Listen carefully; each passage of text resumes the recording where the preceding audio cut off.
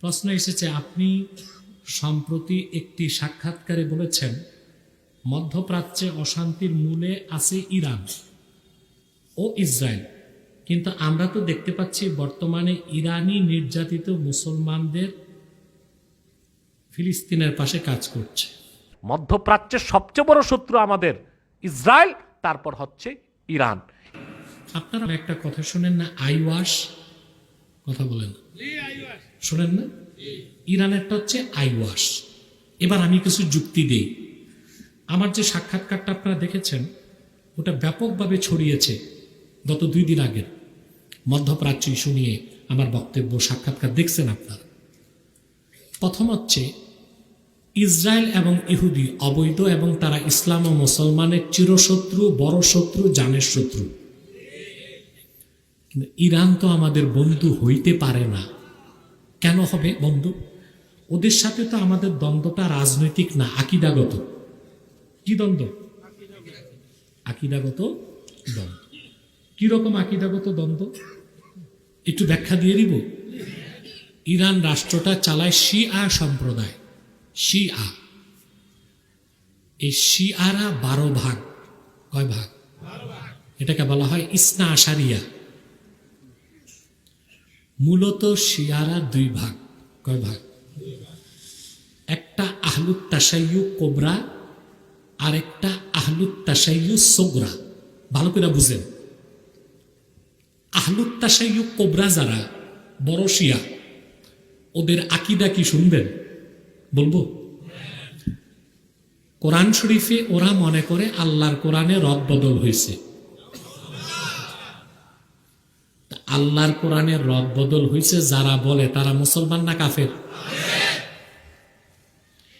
এরা ইরানে আল্লাহর কোরআন দেখে কোরআন ছাপাইছে।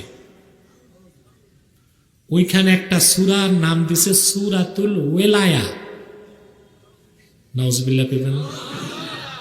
কোরআন শরীফে সূরাতুল ওয়েলায়া নামে সূরা আছে। এটা কোন সূরা জানেন? সূরাতুল ইনশিরাহ, আলাম নাশরাহ। আল্লাহ আয়াত নাজিল করছেন 8টা। ওরা ওখানে একটা আয়াত নিজেরা ঢুকাইছে। শুনবেন না তো বুঝবেন না তো ওরা কেমন কাফের।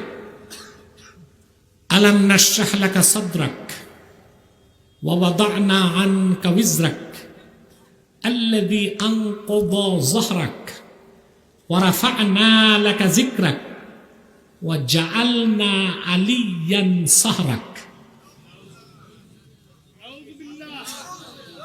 এই একটা আয়াত তারা কোরআন শরীফে ঢুকেছে। এইভাবে অসংখ্য আয়াত বানায় ঢুকাইতে চাইছে আর অসংখ্য কোরআনের আয়াত বের করতে চাইছে।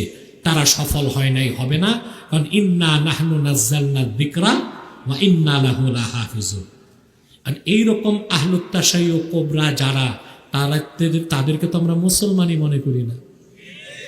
ইহুদিরা বড় কাফের, ওরা ছোট কাফের। তো তারা কিভাবে ফিলিস্তিনি মুসলমানদের বন্ধু হবে? কথা বলে না।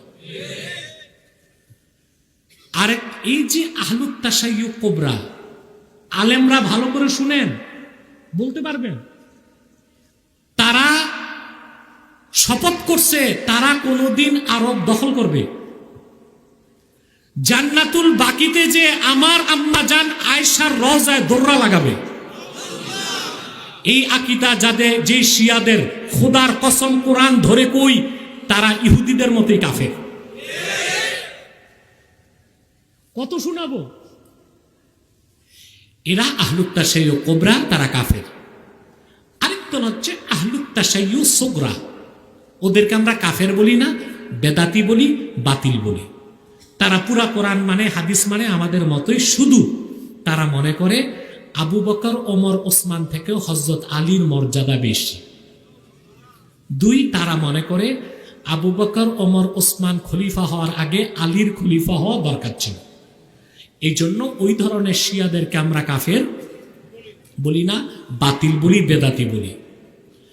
ইরানে যে আগে প্রেসিডেন্ট ছিল আহমদি নেজাদ, ওই লোকটা ছিল আহলুত তাশাইয়্যু সুগরা, তাকে আমরা কাফের বলি না। কিন্তু বর্তমান যে প্রেসিডেন্ট রাইসি, সে হচ্ছে আহলুত তাশাইয়্যু কোবরা।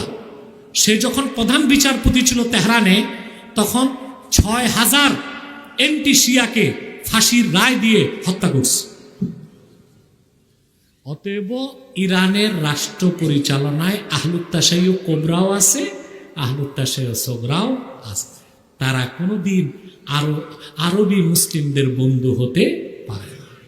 এই জন্য আমি বলছি মধ্যপ্রাচ্যে অশান্তির মূলে ১ নম্বরে ইসরায়েল, ২ নম্বরে ইরান। ২, ইউটিউবার তোমরা খেয়াল করতেছো?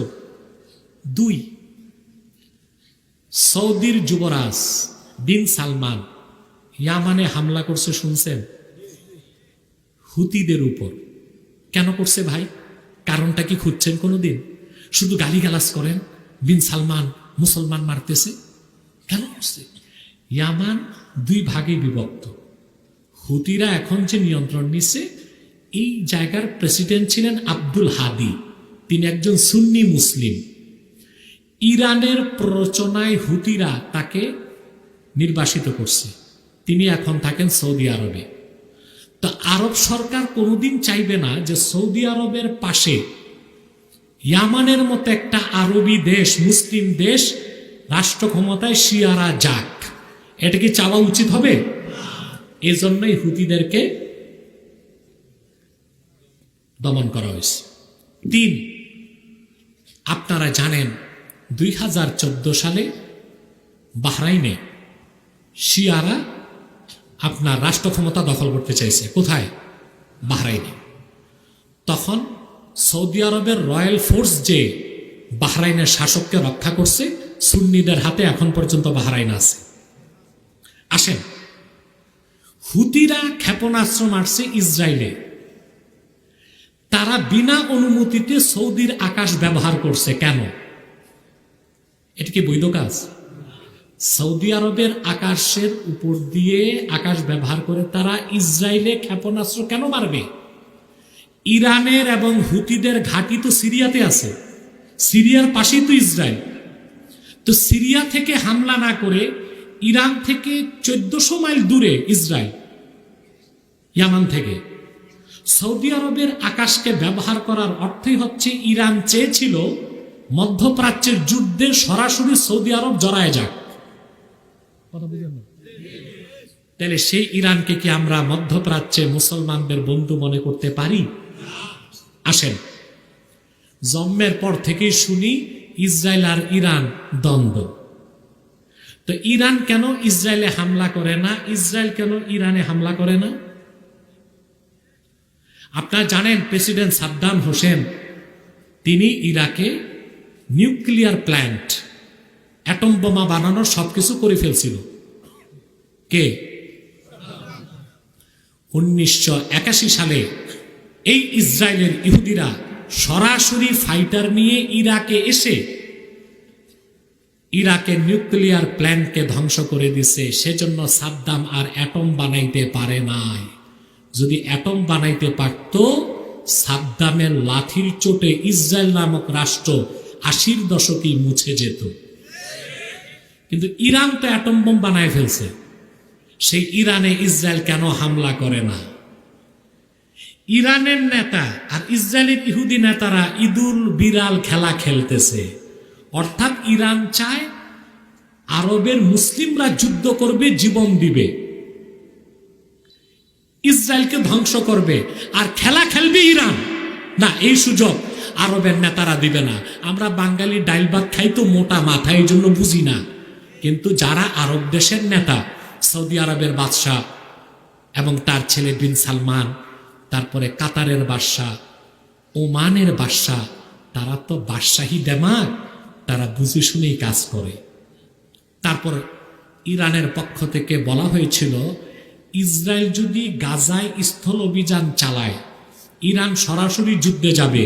এখন পর্যন্ত ৬ সপ্তাহ হয়ে গেছে ইরান ইসরায়েলে কেন হামলা করে নাই? বুঝা যায় দাল মে কুছ কালা হ্যায়, ঠিক কি না? বহুত কথা আছে ভাই, এগুলো আপনারা যারা গবেষক না তারা বুঝবেন না। এই জন্য আমি বলছি মধ্যপ্রাচ্যে অশান্তির মূলে ইহুদি ইসরায়েল, ২ নম্বরে হচ্ছে ইরান। আমাদের দেশের হুজুগে বাঙ্গাল না বুঝেই ভাল ভারে যে ইরান সহযোগিতা করতেছে। ইরান সহযোগিতা করবে না তো কি করবে? ইরান চাচ্ছে মধ্যপ্রাচ্যে সুপার পাওয়ার হইতে। সে যদি ইসরায়েলের বিরোধিতা না করে তো মুসলিম দুনিয়া তো তাকে সুপার পাওয়ারের স্বীকৃতি দিবে না। এই জন্য সে ইরানের বিরুদ্ধে বড় বড় হুমকি দেয়, হুতিদেরকে দিয়ে প্রক্সি যুদ্ধ করে, হিজবুল্লাহকে দিয়ে প্রক্সি যুদ্ধ করে। কিন্তু ইরান তো ওয়াদা করেছিল সরাসরি সে ইসরায়েলে হামলা করবে, করে নেই কেন? প্রশ্ন কি না? তারপরও আমার কথা, যতটুকু করে আমরা সাধুবাদ জানাই ইরানকে, কিন্তু অতিরিক্ত মারহাবা গাভার সুযোগ নাই। ওরা যে কোনো সময় গাদ্দারি করতে পারে। এই ইরান চক্রান্ত করে প্রেসিডেন্ট সাদ্দামের বিরুদ্ধে বিদ্রোহ করছে, কুর্দিদেরকে খেপাইছে, আমেরিকাকে ডেকে আনছে, ইরাক যুদ্ধে সাদ্দামকে বন্দী করছে। মধ্যপ্রাচ্যের সিংহ পুরুষ ছিল সাদ্দাম হোসেন, সুন্নি নেতা। ইরানের শিয়া বিচারকরা ইরাকে সাদ্দামের ফাঁসির রায় দিছে। ঈদের দিন তাকে ফাঁসি দিছে। ফাঁসির পরে কুখ্যাত শিয়ারা সাদ্দাম হোসেনের চেহারায় থুতু নিক্ষেপ করছে। আমেরিকার ইহুদিরাও যা করে নাই, ইরানের শিয়ারা তা করেছে, ইরাকের শিয়ারা তা করেছে। তারা মুসলমানের বন্ধু হইতে পারে না। বাংলাদেশে সাংবাদিক যেগুলো আছে, যে চ্যানেল এটি কি পড়াশোনা আছে নাকি?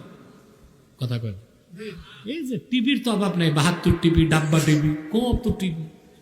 এই সাংবাদিক পড়াশোনা আছে কয়টার? আমি তো দেখি না। জার্নালিজম, সাংবাদিকতা বুঝে, খবর একটা পায়, ওইটারই কন্টেন্ট বানায় ছড়ায়। ইসরায়েল ইরাকে হামলা করছিল, সনটা বলে দে, 7 জুন 1981 সালে। অপারেশন নাম ছিল অপারেশন অপেরা। এই হামলা করে ইহুদিরা সাদ্দাম হোসেনের নিউক্লিয়ার প্ল্যান্টকে ধ্বংস করেছিল। কিন্তু ইরান একটা কিছুই বলতেছে না। ওরা জানে মুসলমানকে অস্থির রাখতে ইহুদিরও দরকার, ইরানের শিয়াদেরও